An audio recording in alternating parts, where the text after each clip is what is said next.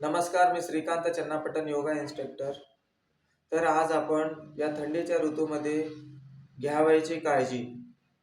तर आपण निरोगी राहण्यासाठी कोणत्या गोष्टीचा वापर केला पाहिजे, कोणत्या गोष्टी आपण टाळले पाहिजे, ते आपण थोडंफार माहिती घेणार आहोत. तर या थंडीच्या ऋतूमध्ये आपण सकाळी उठल्यानंतर गरम पाणी प्या आणि तसेच शरीर उबदार असेल याकडे विशेष काळजी घ्या. यासाठी तुम्ही कानटोपी, स्वेटर, हातमोजे वापरा. लहान मुलांना सुद्धा स्वेटरचा वापर करा, कानटोपीचा वापर करा, हातमोजे द्या त्यांना.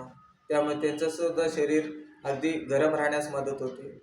आणि खाण्यासाठी आपण अगदी पौष्टिक आहार घ्या. पचनास जे हलका आहे ते पदार्थाचा वापर करा.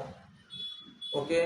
आणि त्यासोबतच आपण आलं, लसूण आणि ब्रोकोली या पदार्थांचा आपल्या अन्नामध्ये समावेश करा. तसेच सकाळी तुम्ही नाश्त्यासाठी दही भातचा वापर करू शकता. आणि फळ जरा तुम्हाला एखादं खायचं असेल तर डाळिंबचा वापर करू शकता.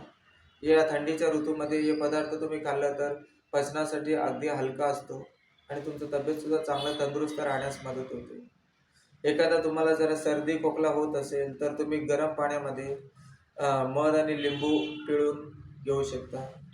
आणि हर्बल टीसुद्धा घेऊ शकता. हर्बल टीमध्ये तुम्ही तुळस आणि आलं किंवा दालचिनी याचं तुम्ही हर्बल टी बनवून घेऊ शकता.